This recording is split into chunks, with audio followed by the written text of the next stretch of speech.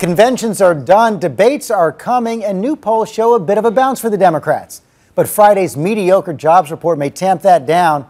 So President Obama was fighting hard in Florida yesterday. When our opponents say this nation is in decline, they are dead wrong. This is America.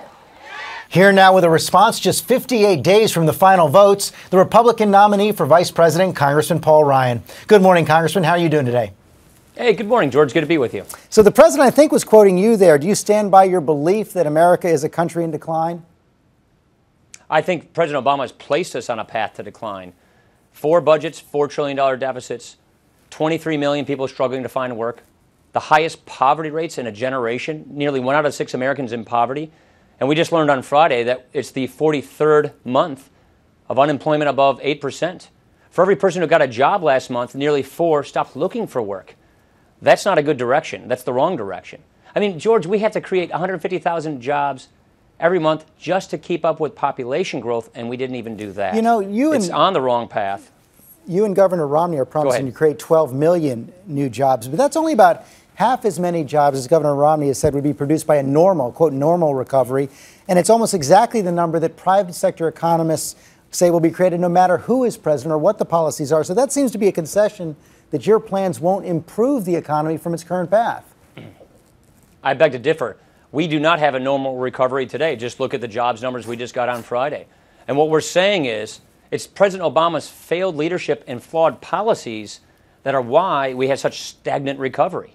And so what Mitt Romney and I are saying is if we get the right policies in place, that's what the Romney-Ryan 5-point plan for a stronger middle class is all about. These are good economic pro-growth policies that if we get those pro-growth policies in place, we think this economy can grow a lot faster than it's been growing. But Moody's Economics says if we get that growth, we'll get those 12 million jobs. But Moody's Economics says that on the current path, the country's on the path to create 12 million new jobs. We've been growing under 2%, George. We're not on that kind of a path. We need to get on that kind of a path. We need to get on a faster growth path. And that's what I'm saying. Pro-growth economic policies, an energy policy that puts people to work, lowers gas prices, an education policy so workers can get good jobs in the 21st century, getting spending and the deficit under control because that's hurting the economy, helping small businesses, building things, making things, growing things in America, selling them overseas with better trade. These are the things that have worked in the past. They're proven success stories. We want to reapply those policies to the times so we can get the kind of growth we need. You and Governor Romney have argued that your tax cuts will be paid for by closing loopholes for the wealthy. But President Clinton took dead aim at that argument on Wednesday. Take a look. If they stay with this $5 trillion tax cut plan, they'll have to eliminate so many deductions, like the ones for home mortgages and charitable giving, that middle-class families will see their tax bills go up, or 2, they'll have to cut all the programs that help to empower middle-class families and help poor kids. How do you make the math work without eliminating the big deductions that middle-class families rely on? Well, first of all, those claims have been pretty discredited. There have been 5 different studies that show that this plan works. So the analysis you're citing wasn't even an analysis of the Romney plan. But here's the point I'm trying to make here, George. We think the secret to economic growth is lower tax rates for families and successful small businesses by plugging loopholes. Now, the question is not necessarily what loopholes go, but who gets them. High-income earners use most of the loopholes. That means they can shelter their income from taxation. But if you take those loopholes, those tax shelters, away from high-income earners, more of their income is subject to taxation, and that allows us to lower tax rates on everybody. Small businesses, families, economic growth. Here's where the president wants to take the country. He wants to add a job-killing small business tax increase on top of the current code, add even more loopholes and deductions to the code, more Washington picking winners and losers. That will crush jobs. You have to remember, George, that most of our small businesses, they pay their taxes as individuals. Most of our jobs come from these successful small businesses. So we've shown, look, the Princeton study, the Harvard analysis, they have shown that you can lower tax rates, broaden the tax base, and yes, there is still room left for broad-based policies that the middle class enjoy so that nobody has a tax increase.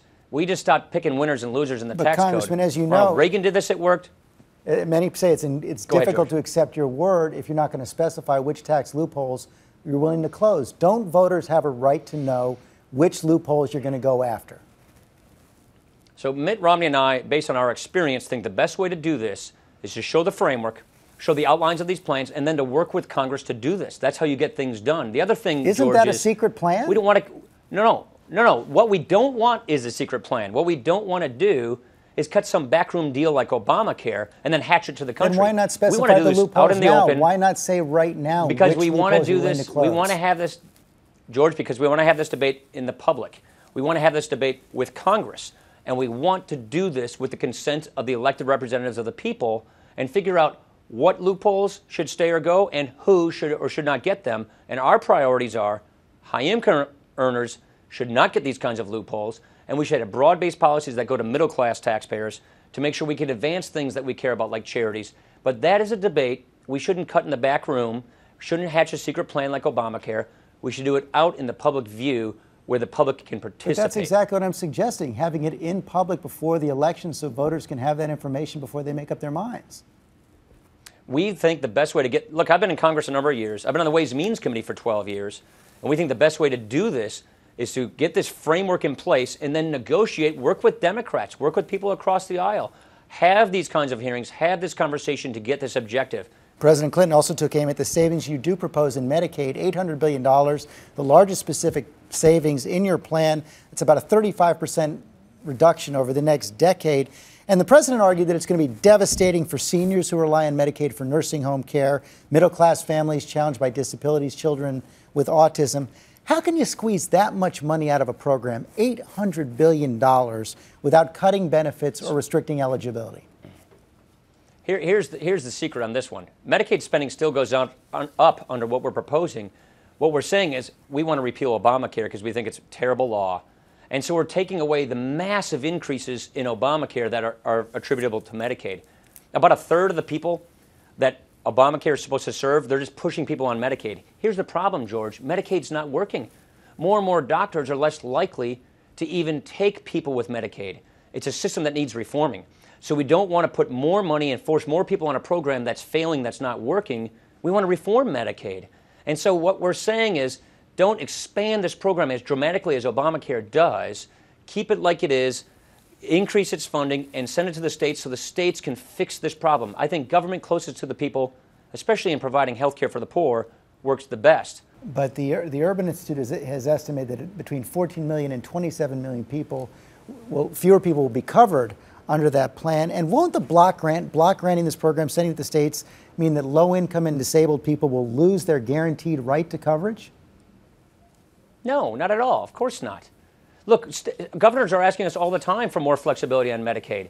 There are a lot of different ideas out there on how best to cover the low-income populations of various states. And look, every state has different issues and different problems. So we want to be able to give the states the tools they need, make sure that they spend this money on their Medicaid population, but give them the ability to fix the problems in their unique states. But those individuals will not have a federal guarantee under a block grant. That's correct, isn't it? Sure. No, with maintenance of effort, I won't get into the details, but with maintenance of effort requirements, which is what we've done in the past, they still have to serve this population.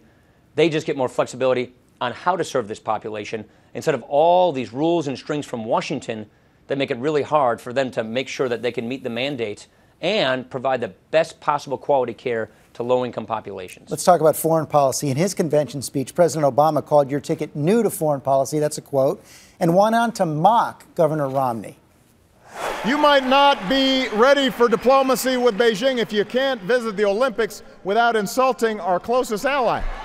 My opponent said that it was tragic to end the war in Iraq, and he won't tell us how he'll end the war in Afghanistan. So, well, how will President Romney end the war in Afghanistan? Well, look, those kinds of comments are things that are said when you don't really have a good record to run on, when you're offering nothing but 4 more years of the same. You don't think the president has a good foreign policy record to run on, including the killing of Osama bin Laden? Oh, I think that's a great success. I would beg to differ that his record's not very good with respect to Iran. But to your Afghanistan question, we've always said that we agree with the 2014 deadline. We've always agreed with where we're headed on Afghanistan on 2014.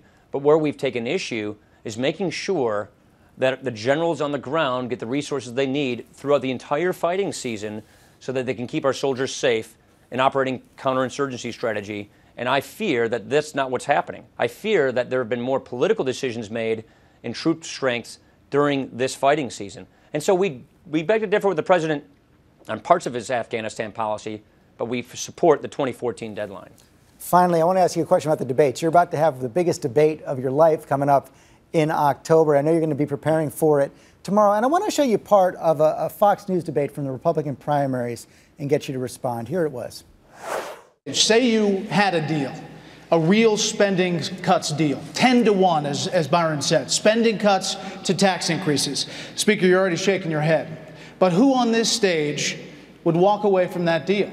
When you raise your hand, if you feel so strongly about not raising taxes, you'd walk away on the 10-to-1 deal. If you had been on that stage, would you have raised your hand? You know, it depends on the quality of the agreement. It depends on the quality of the policy. Our negotiators on the super committee offered higher revenues through tax reform. John Boehner did as well. So, George, what really matters to me is not ratios, but what matters is the quality of the policies. So you wouldn't walk away from that deal? Pro-growth economic policies. You wouldn't walk away from that deal then? There's no deal to walk away from. The point is, you're not giving me a deal to look at. You're giving me ratios. Let me say this. Our problem is not that we are overtaxed. We are overtaxed. Our problem is we spend too much money. During the Obama years, we borrowed almost 40 cents of every dollar government was spending. Half of that borrowing came from other countries, namely China. It's unsustainable. We can't keep asking other countries to cash flow our government. And so the problem is not that we need to take more money from the hardworking taxpayers of America, from families and small businesses, and spend it in Washington. That doesn't work. The problem is we have to get our spending under control. We have to reform our entitlement programs so we can keep the promise of Medicare and Social Security for current seniors. And we need pro-growth economic policies to get people back to work.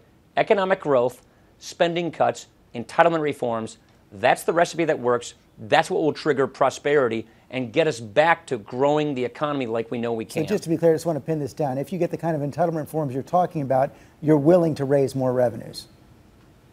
Look, I believe that we will get more revenues through tax reform and stronger economic growth.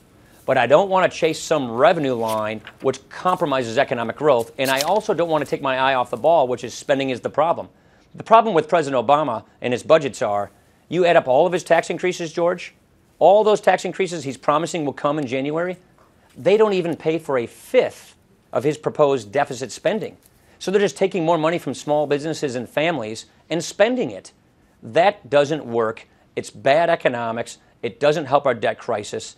We want economic growth. We want real fiscal discipline. And we believe with the right kind of economic growth policies, with the right kind of tax reform, we will get people going from an unemployment line to working and paying taxes, and that will give us higher revenues. Congressman Ryan, thanks very much for your time this morning. You bet, George. Good to be with you.